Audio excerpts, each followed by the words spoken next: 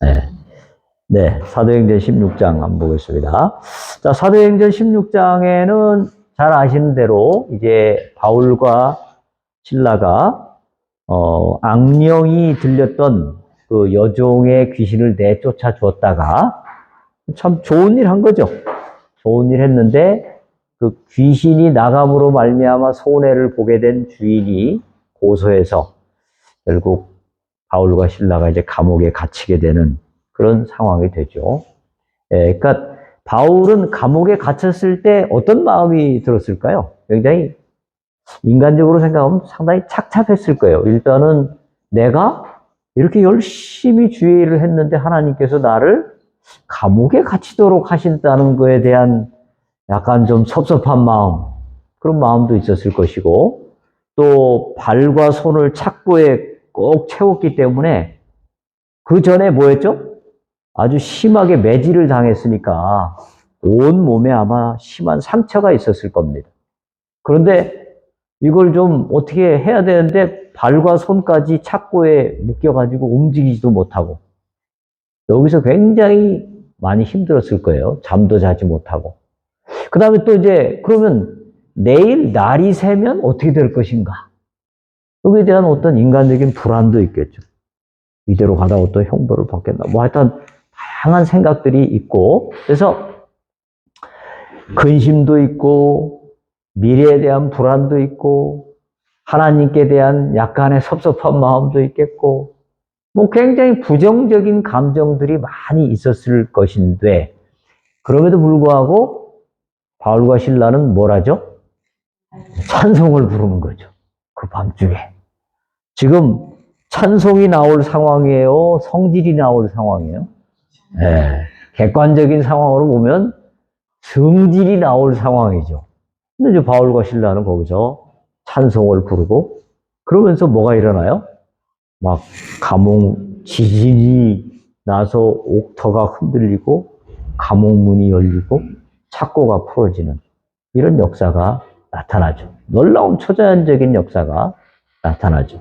그리고 결국 그 간수에게 그 가족과 함께 세례를 주고 결국 그 간수도 아마 빌립보 교회의 중요한 성도가 되지 않았을까 그렇게 봅니다. 그래서 이 바울과 실라는 도저히 감사할 수 없고 찬송할 수 없는 상황에서 찬송을 드림으로 말미암아 결국 거기서 놀라운 역사들이 일어나죠.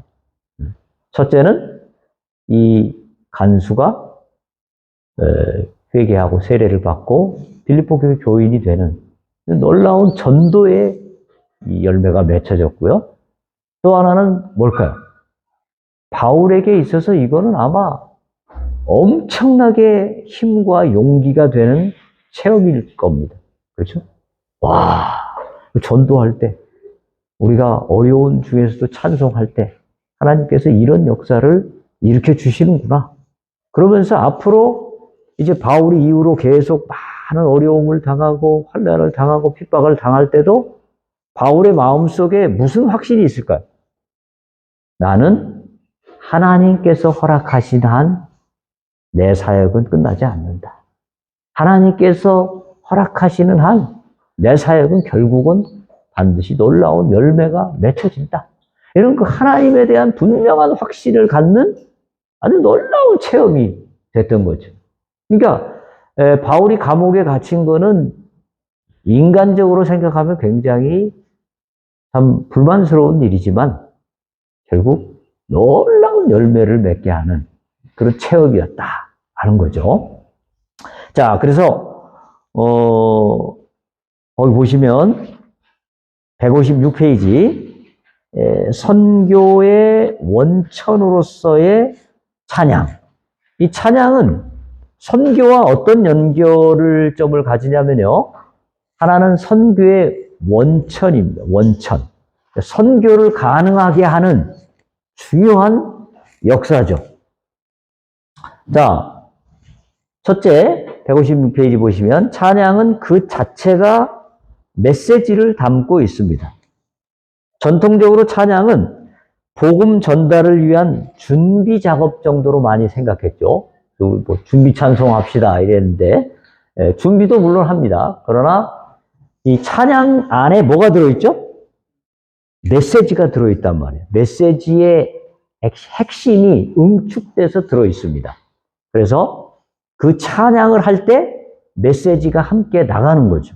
특히 이제 우리나라의 경우에는 뭐 99.99%가 다 글자를 깨우친 그런 나라죠. 그런데 아직도 아프리카나 남미나 이런 가난한 지역에 글자를 못 깨우친 사람들이 굉장히 많습니다.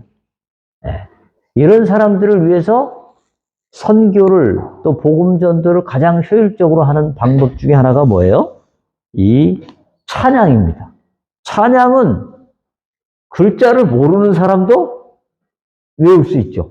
옛날에 우리 중학교 때 뭐 영어 팝송 같은 거 어때요? 응? 영어는 잘 못해도 팝송은 한참 듣다 보면 막 하잖아요.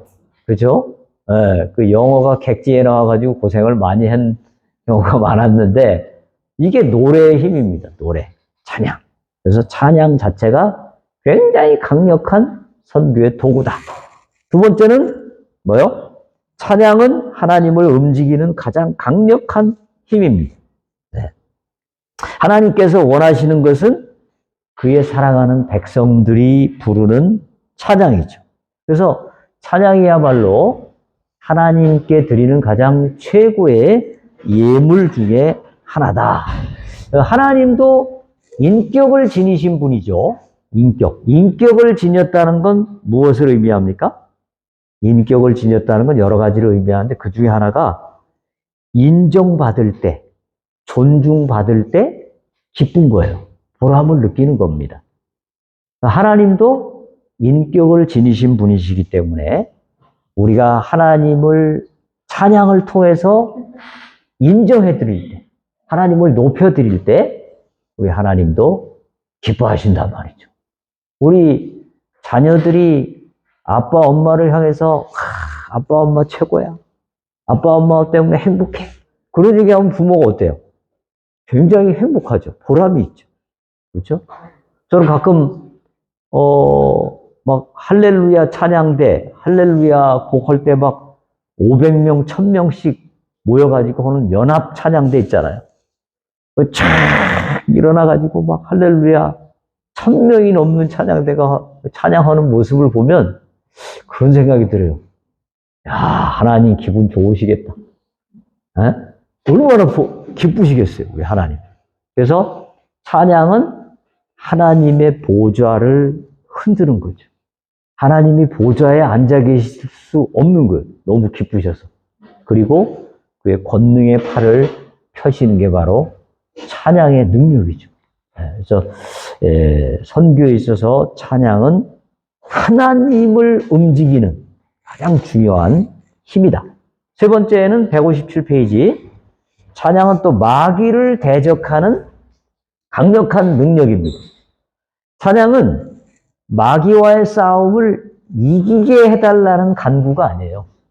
그걸 넘어서서 찬양은 승전가를 선포하는 겁니다. 승리의 개가를 부르는 거예요. 그래서 마귀를 이기는 가장 중요한 그 길 중에 하나가 찬양입니다. 그래서 미국의 유명한 복음 전도자인 T.L. 오스본이라고 하는 사람은 이제 아프리카에서 가서 이제 선교를 할 때 제일 먼저 그 동네에 그냥 확성기 막 엄청 센 거를 갖다 막 한 30분 전부터 그냥 엄청나게 틀어놓고 거기에 역사하는 사단의 영을 다 내쫓고 그러면서 복음 집회를 하면 굉장히 놀라운 열매들이 많이 맺혀졌다. 이런 간증을 하는 게 들었어요. 옛날에 제 어머니가 지금은 돌아가셨습니다만은 어머니가 이제 그런 얘기를 한번 저한테 하시더라고요. 어느 집에 가서 귀신을 내쫓고 왔는데, 그 귀신이 어머니 귀로 와가지고 계속 여기서 뭐라고 막 얘기를 하더라는 거예요. 굉장히 괴로웠대요. 그래가지고 그 카세트 테이프에다가 찬송 테이프를 넣고 그걸 계속 들었대요. 찬송을. 그러니까 며칠 후에 이게 그냥 귀신이 여기서 갑자기 탁 떨어져 나가는 느낌이 있었다. 그런 얘기를 하더라고요. 그래서, 이게 정말 찬송의 능력이 대단하구나. 찬송의 능력이. 귀신과의 영적 전쟁에서는 찬송이 가장 강력합니다. 그 다음에 네 번째 157페이지 찬양은 뭐예요? 인간의 가장 깊은 부분을 터치해서 변화시킨다. 이 인간의 마음을 변화시키는 게 많이 있는데 그 중에 찬양도 굉장히 강력한 능력입니다. 그래서 종교개혁자 루터는 시편 찬양으로만 제한되어 있던 당시의 찬양을 단순한 선율의 찬양의 폭을 국가, 민요, 심지어 댄스곡, 그 당시 유행했던 댄스곡 같은 데다가 이걸 이제 찬양을 아주 핵심을 해가지고 붙여서 많이 해가지고 찬양을 굉장히 대중화하는데 앞장섰습니다. 이 루터가. 그다음에 종교개혁자 칼빈도 자신의 신학을 찬양으로 표현하기 위해서 2명의 작곡가를 기용한 것으로 알려져 있고요. 감리교의 창시자인 존 웨슬레도 그의 동생 찰스 웨슬레와 은혜로운 복음성가를 많이 지었습니다. 그래서 여러분이 목회를 하실 때 찬양에 굉장히 관심을 많이 가져야 됩니다. 능력 있는 찬양, 성도들의 마음을 변화시키는 이런 찬양들을 잘 선곡하고 그런 것들을 가지고 성도들을 변화시키는 그런 게 굉장히 중요합니다. 그래서 지난번에 그 작년 2학기 때 부흥에 오셨던 그 박상현 목사님 같은 경우에 본인이 이제 설교 끝난 후에 찬양 리드를 했잖아요. 찬양 리드를 하면서 함께 같이 이제 통성 기도도 했고 그랬잖아요. 그래서 여러분 찬양에 굉장히 많은 관심을 가져야 되고 목회자는 찬양에도 전문가가 돼야 돼요.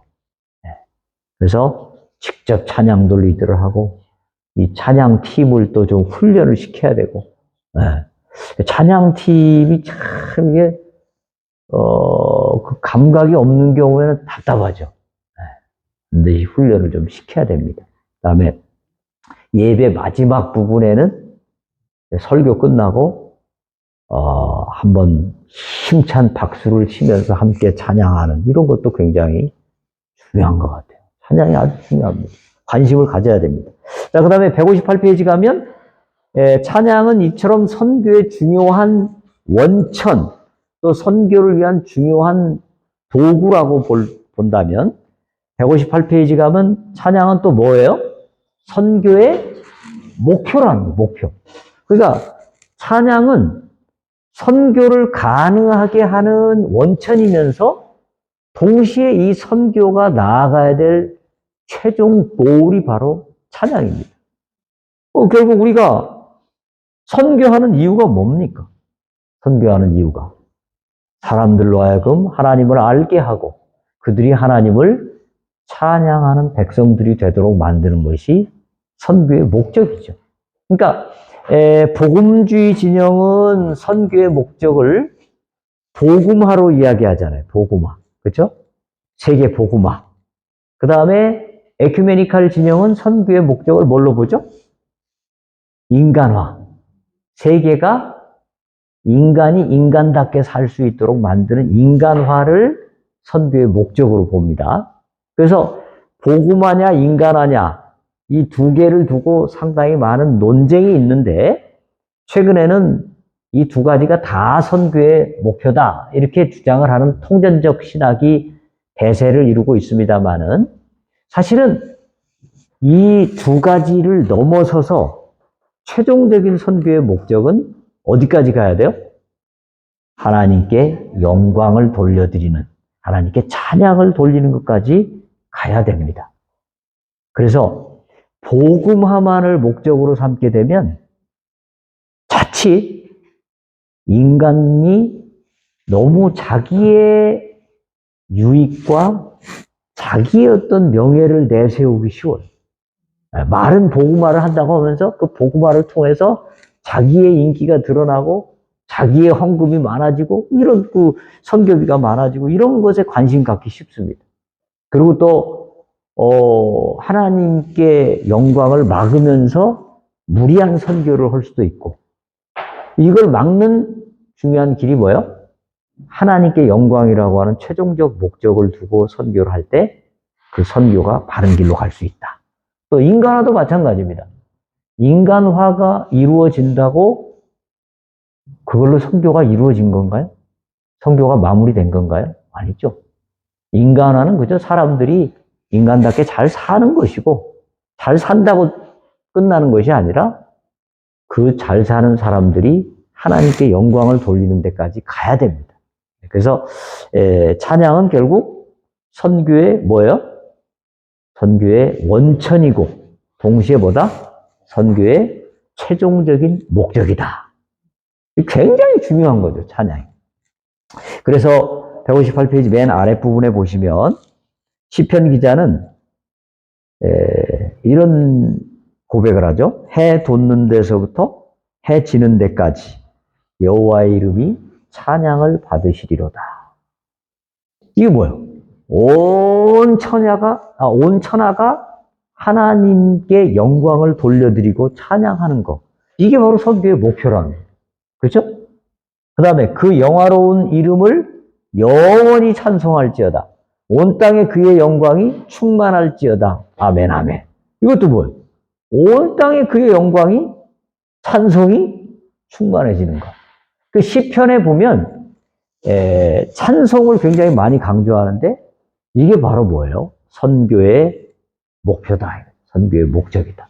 그 다음에 계시록 19장 1절에도 보면 이 일 후에 내가 들으니 하늘에 허다한 무리의 큰 음성 같은 것이 있어 이르되 할렐루야 구원과 영광과 능력이 우리 하나님께 있도다. 결국 모든 피조물이 하나님께 영광을 돌리는 날. 그게 바로 선교가 완성되는 날이죠. 그렇죠? 네. 자, 그래서 선교가 이렇게 중요하고 160페이지 넘어가면 역동적인 찬양을 위한 지혜. 그건 첫째는 찬양의 선곡을 잘해야 된다. 뭐 내용을 한번 읽어보시고요. 여러분들이 어떤 찬양을 예배 시간에 또 금요 철야기도 시간에 수요 예배 때 어떤 찬양을 해야 될지 찬양에 관심을 많이 가져야 돼요. 그래서 정말 성도들의 마음을 잘 터치해 줄 수 있는, 성도들의 마음이 변화될 수 있는 찬양에 관심을 많이 가져야 됩니다. 두 번째, 161페이지 가면은 찬양을 부름에 있어서 성령의 인도하시는 분위기에 따라 변형을 추구할 필요가 있습니다. 똑같은 찬양을 하더라도 그 빠르기를 변형시켜 준다든지, 제가 여러분에게 하듯이 한 절은 여성이, 한 절은 남성이, 이런 약간의 변화들을 주는 것 필요합니다. 그래서 한참 찬송을 부르다 보면 나중에는 타성에 젖어가지고 아무 생각 없이 그냥 찬양을 부르는 경우가 많아요. 그래서 계속적인 변화를 주고 그것이 찬송이 나의 마음을 변화시키고 하나님께 영광이 되도록 하는 거 아주 중요합니다. 보시면 어떤 교회는 이런 교회가 있어요. 찬송가 4절이잖아요, 보통. 4절이면 2절까지 부르고 그 다음에 간주를 한번 해요. 그 이제 화면에다가 간주 중 뭐 이렇게 딱 띄우더라고요. 근데 그게 존점도 있는 것 같아요. 그 뭐냐면 4절까지 있으면 아무 생각 없이 그냥 찬송을 부르고 끝내. 왜 이렇게 길어 이거? 찬송이 막 그런 경우가 있죠. 근데 간주를 한번 하면서 다시 한번 마음을 또 가다듬고 또 3절, 4절 이렇게 하면 효과가 있고요. 또 어떤 경우에는 마지막 부분에는 담임 목사님이 직접 찬양을 한번 인도하는 것도 좋을 것 같아요. 부교역자가 예배를 인도하더라도 마지막 부분에는 담임 목사가 한번 찬양을 인도하면서 함께 같이 통성으로 기도하고. 저는 이제 담임 목사님 부재 중인 어느 교회 설교를 했었는데 매주 설교가 끝난 후에 찬양을 부르게 하고 그다음에 통성 기도를 제가 인도를 했어요. 네. 보통 통합 측에서 대배 시간에 설교 끝나고 통성 기도 잘 안 하잖아요. 했어요. 상당히 좋았어요. 네. 그래서 설교 말씀을 다시 한번 요약해주고 보전을 해주고 어떤 때는 옆에 사람과 손을 붙잡게 하고 옆에 사람을 위해서 기도해주게 하기도 하고 일어서서 함께 기도하기도 하고 이런 그 역동적인 게 굉장히 중요합니다. 그래서 찬송에 대해서 관심을 많이 가져야 되고요. 여기 162페이지 보시면 지금 크리스터 보아터라고 하는 이 찬양 인도자가 이런 얘기를 좀 하죠. 인도자는 집회를 위한 비전을 가져야 된다. 방향 감각. 이 집회가 지금 어떤 분위기로 어떤 방향으로 나가야 될 것인가. 이런 비전을 가져야 되고 신체적으로 음성으로 정서적으로 회중을 감동시켜 찬송하도록 하는 것이 인도자의 직무의 일부이다. 회중이 일어섰을 때 적극적으로 참여하려는 의욕이 높아진다. 그래서 성도들이 찬양을 통해서 반드시 어떤 은혜를 받도록 만드는 거 이게 굉장히 중요한 거예요. 그 다음에 격앙된 찬송에서 의도적으로 개인 중심의 예배로 이동하라. 그러니까 찬송을 이제 뜨겁게 부르는 것 중요하고 다 함께 마음을 모으는 것도 중요한데 또 어떤 부분에서는 어떻게 해야 돼요?